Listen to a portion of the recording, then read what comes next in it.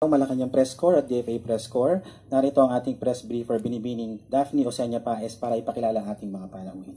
Ms. Daphne? Okay. Magandang umaga, Malacanang Press Corps at DFA Press Corps. Welcome to our second press briefing this week, where we will be discussing the Switzerland trip for the World Economic Forum in Davos next week.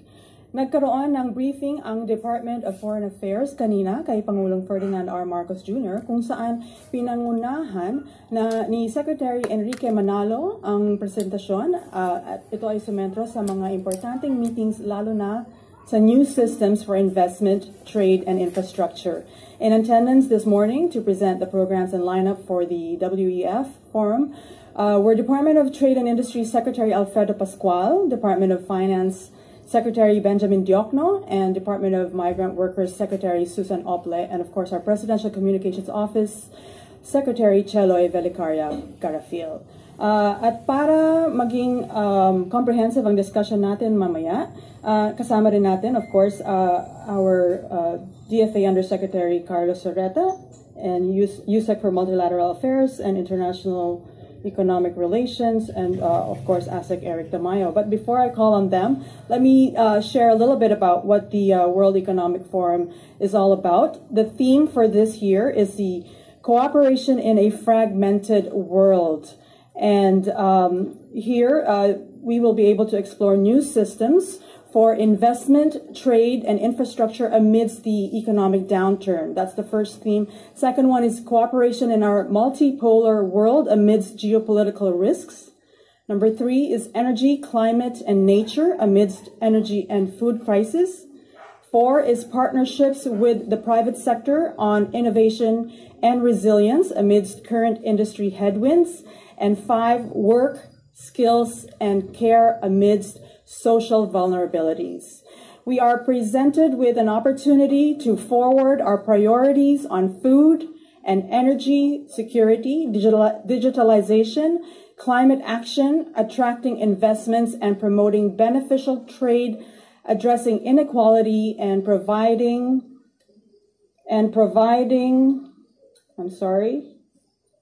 accessible social services, and to partner with other countries, businesses, civil society, and other stakeholders to this end, as well as to collaborate with the World Economic Forum on several of their initiatives. So let me call on USEC Carlos Sorreta to please give us a briefing on the program. Good morning. Thank you very much, Ms. Daphne, and good morning, Palace and DFA Press Corps. We're very glad to come here to face you fresh from briefing the President on his trip to attend the annual meeting of the World Economic Forum in Davos. The World Economic Forum remains the premier forum for world and business leaders to get together, to interact, and to address, come up with ideas and plans to address the many challenges and opportunities facing our global economy. The President goes to Davos at a time when our country and our region is recovering well from past challenges, where projections remain high for economic growth in our country and our region. And we have a realization in our region that individual and collective economic potential remains great, and there's a lot of hope and optimism. So it's a good time for our country and representing our country and our region to be in Davos at this time. The President will be the only leader from ASEAN to be in Davos, and he will be only one of two leaders from Asia.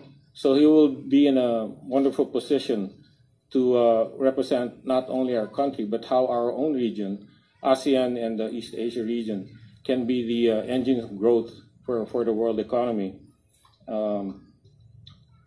We help, so the theme for WEF is cooperation in a fragmented world.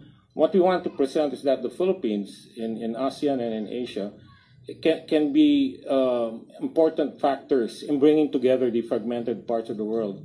What we present to a fragmented world because of our great economic potential in our country and our region, is it's a promise of progress and prosperity. Is what we offer if we are able to achieve peace in other parts of the world.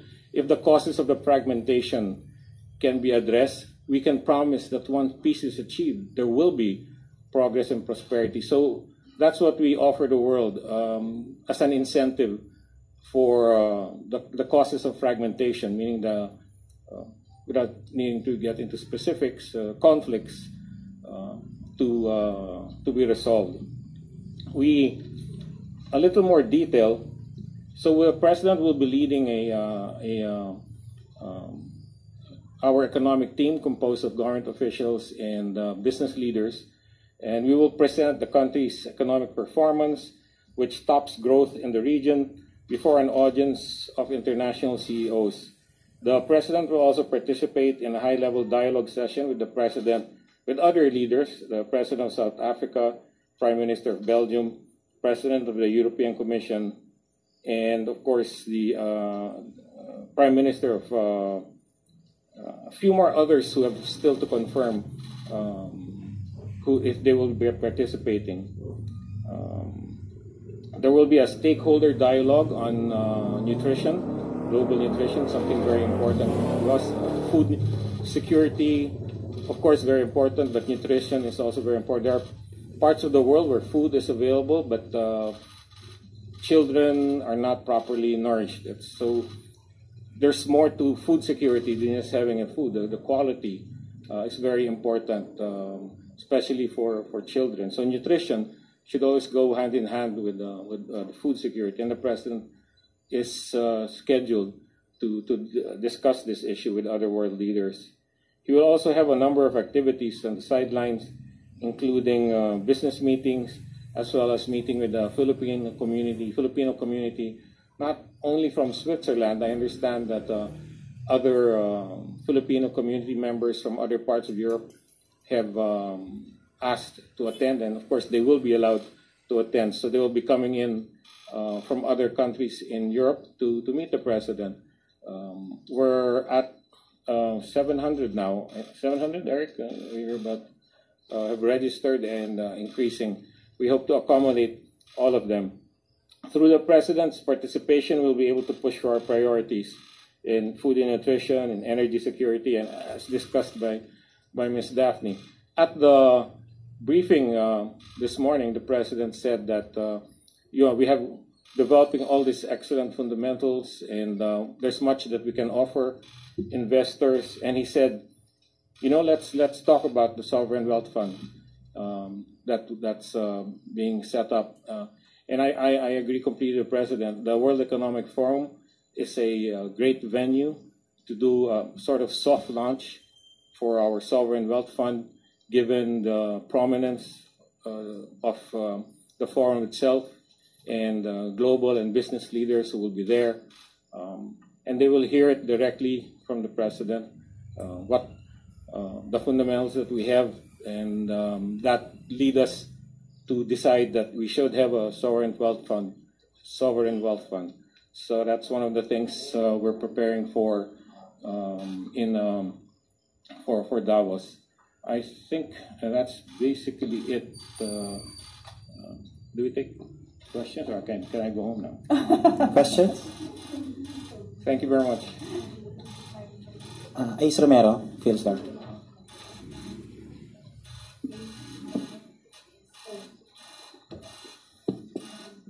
Good morning, Yusek. So how will the president tackle the Maharlika, given that it has not yet secured final approval from Congress? Thank you, Mr. Ron. It's really more a soft launch. It's to introduce it. I understand it is evolving. We have the fullest respect for the congressional process and the open hearings that they're having and how to work out the details. But the broad strokes of it, the president has a very, very good grasp of what he wants to achieve, whatever form the sovereign wealth fund finally takes. What's very important is it's an investment in the future, and there's great confidence the president has in the ability and capabilities of Filipino entrepreneurs and local investors even. So it's a very soft launch. It's not so don't say that he's launching Sovereign Wealth Fund in Davos. No, people do this all the time in fora like this. In my past attendance in WEF, there have been launches. I remember Bill Gates launched some initiatives in Africa in a soft way. It's more to inform the world. It's really one of the best places to do it. And I have to say, it's the president's idea. I regret I didn't even think about it. I just want to also add to that at the meeting, the president had reminded all of us that World Economic Forum is an economic forum. So it's the time for the Philippines to, since we're at the world stage, to let them know what our country is doing in terms of being ready and attractive for investments. And that's what was discussed this morning. Questions? Pia Gutierrez, ABS-CBN. Sir, will there also be a chance for the president to hold bilateral meetings with heads of state who will be attending the forum?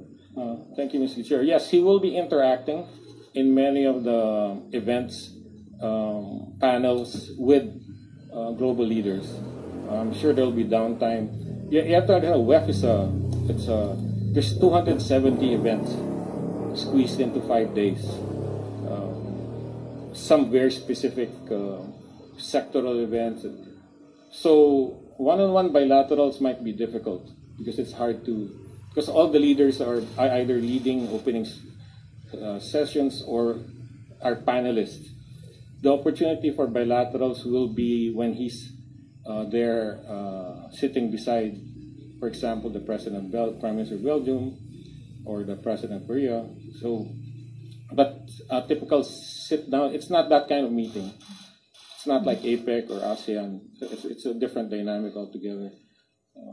It's really a bit different. So the bilaterals will be mostly when they're in the same room together. And he has expressed interest. He is a very focused person. I want to talk to this guy about this. I can't mention this to him, but I will.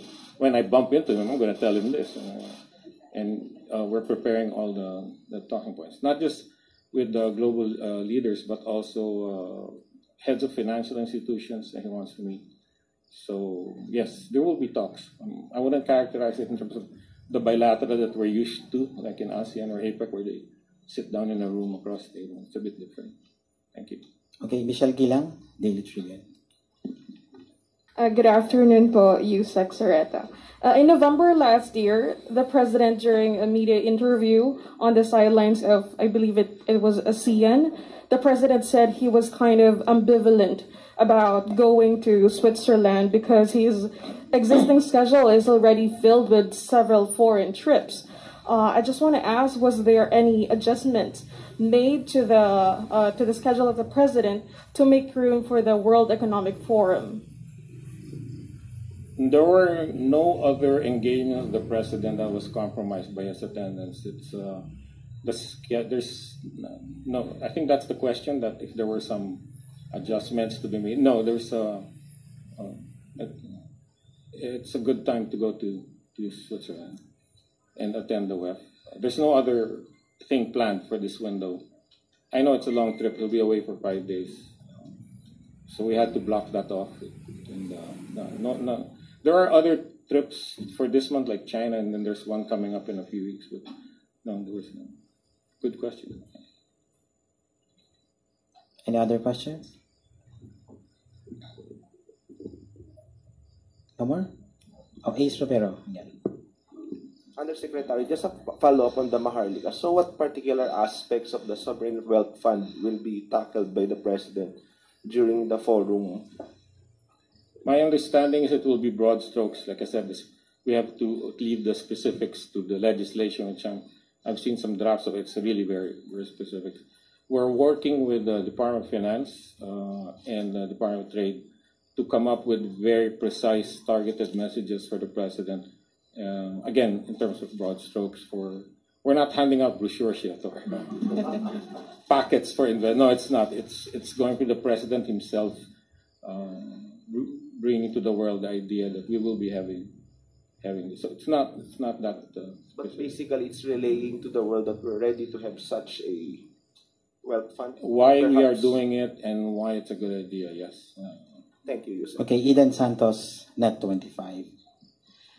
Sir, hindi po ba nangangamba ang BBM administration na baka biglang mabuhay ulit yung issue ng Swiss account ng pamilya Marcos sa pagbisita po niya dito sa Switzerland? Maraming salamat. Hindi naman po siguro. Meron po tayong malino na framework for legal cooperation with Switzerland. Nag-negotiate po tayo ng mga agreements for cooperation on legal matters on including even yung mga matters that may relate to this issue that you are referring to. And none of those mechanisms have been triggered by the Swiss government or anything. So we don't know, that we don't expect anything. I don't think it's an issue.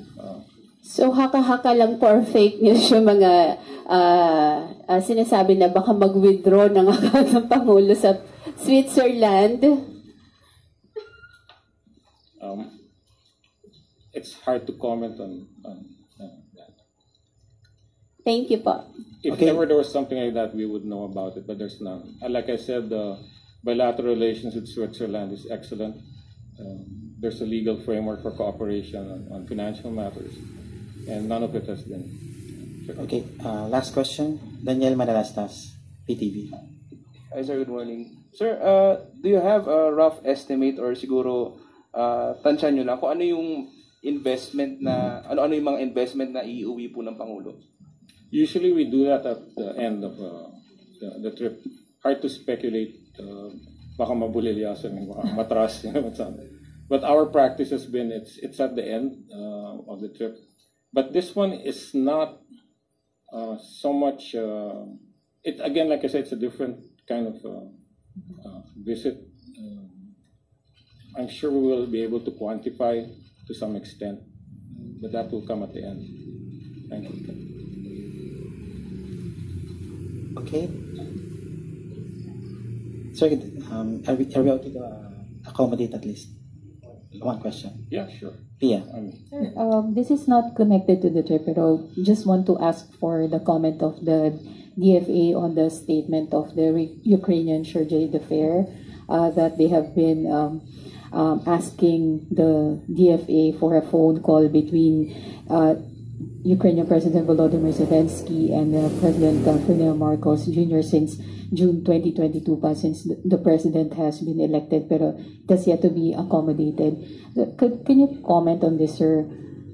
First of all, we don't really appreciate when these things are done. Ukraine is a country we have a good relationship with, but when matters like these are vented by representatives of another government through the press, it's not something that we appreciate. And I think I'll limit my comment. If he wants this to happen, he has to. We have to discuss it. These things are arranged. The talking points are discussed. There's pre-discussion. It's not good diplomatic practice to be doing it the way he did. I think I'll leave it at that. Thank you. Okay, our last question will be from our DFA reporter, Joseph Pedrajas. What is expected to be achieved during PBBM's trip, like investments, lobbying, national concerns? I'm sorry, I didn't, the last part. Like investments and lobbying, national concerns. Lobbying. Oh, yes, I think Ms. Daphne pretty much covered it. Yes, he will be meeting global leaders and global economic leaders, and he will be engaging them, discussing how to bring together a fragmented world. It's really a complex issue that's facing the leaders in WEF. There are opportunities to, you see there's a broader agenda in WEF. You're trying to solve global problems and promote global growth. But of course, we have our own agenda also to promote the Philippines, and he will be doing that. And like I said, the assessment probably should come after the visit. But the WEF is really designed for global leaders to get together, to tackle together in a cooperative way global issues. But, doesn't mean we shouldn't promote our own interests, which we will. Okay. Oh. Okay, thank you, Yusek. Ms. Daphne? Okay, I think we thank you so much for being here, and thank you for all the questions. And thank you, Yusek Carlos Soreta and ASEC Eric Tamayo. Maraming salamat Malacanang Press Corps at DFA Press Corps. Have a good afternoon. Thank you. Now you can have your lunch. Oh, yes.